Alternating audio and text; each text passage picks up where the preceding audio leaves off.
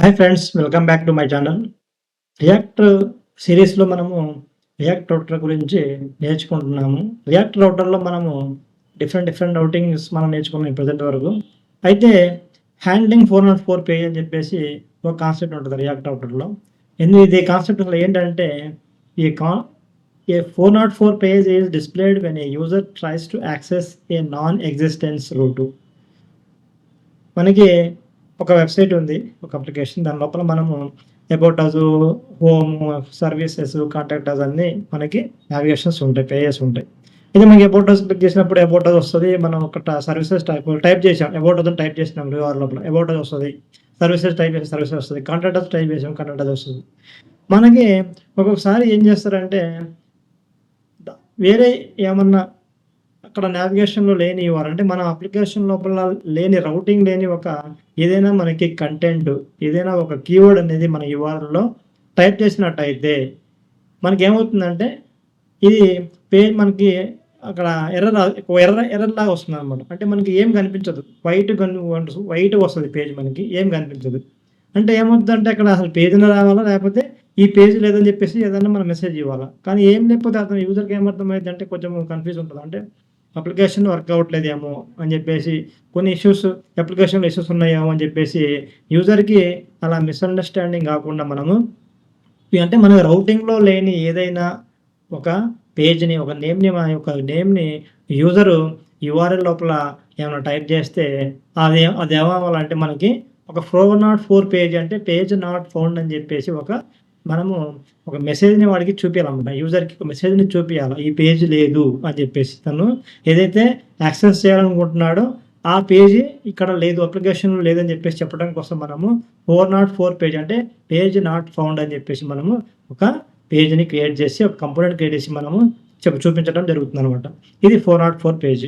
ఎందుకంటే sowing A custom error message instead of A blank page. అంటే blank page అయితే మా యూజర్‌కి అర్థం కాదు కాబట్టి అప్పుడు ఏంటంటే ఒక మెసేజ్‌ని పెడతాం మనము. 404 అని చెప్పేసి, ఎర్రర్ అని చెప్పేసి, లేకపోతే పేజ్ నాట్ ఫౌండ్ అని చెప్పేసి పెడితే ఏమైందంటే యూజర్‌కి ఓకే, ఈ పేజ్ లేదనుకుంటా అని చెప్పేసి వేరే పేజ్‌కి వెళ్ళిపోతారనమాట. Redirecting users to a valid route. అక్కడ నుంచి ఏం చేస్తాము మనము అంటే వేరే హోమ్ పేజ్‌కి వెళ్ళేటట్టు కూడా వేరే అక్కడి నుంచి హోమ్ పేజ్‌కి వెళ్ళేటట్టు మనం అక్కడ ఒక బటన్ పెడతామనమాట. పేజ్ 404 పేజ్‌లో మనం ఏం చేస్తాము ఒక బటన్ పెట్టేసి అక్కడి నుంచి హోమ్ పేజ్‌కి వెళ్ళేటట్టు అంటే డైరెక్ట్‌గా హోమ్ పేజ్‌కి వెళ్ళేటట్టు కూడా మనం అలా కూడా పెడతామన్నమాట దీనిలో. Helping with SEO and navigation. ఎస్ఈఓకి పనికొస్తది. ఎస్ఈఓకి మంచి యూజ్‌ఫుల్ అనమాట. ఎందుకంటే మనకి బ్లాంక్ పేజ్ రాకుండా. దీన్ని స్టార్ అని చెప్పేసి రూట్ పెట్టేసి మనము అక్కడ ఆ యొక్క 404 కంపోనెంట్ పేజ్ నాట్ ఫౌండ్ కంపోనెంట్‌ని కాల్ చేస్తాం. స్టార్ అని చెప్పేసి పెట్టేసి రూట్‌లో స్టార్ పెడతాం మనం. Show a custom 404 page for a better experience.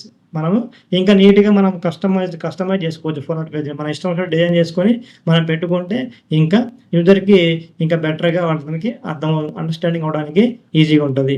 ఇలాగ మనము మన యొక్క అప్లికేషన్ లోపల మనము ఒక యూజర్‌కి యాక్సెసిబుల్ లేని ఏదైతే యూఆర్ఎల్ పాత్స్ ఉన్నాయో వాటి కోసము మనము 404 పేజ్‌ని పెట్టడం జరుగుతుంది.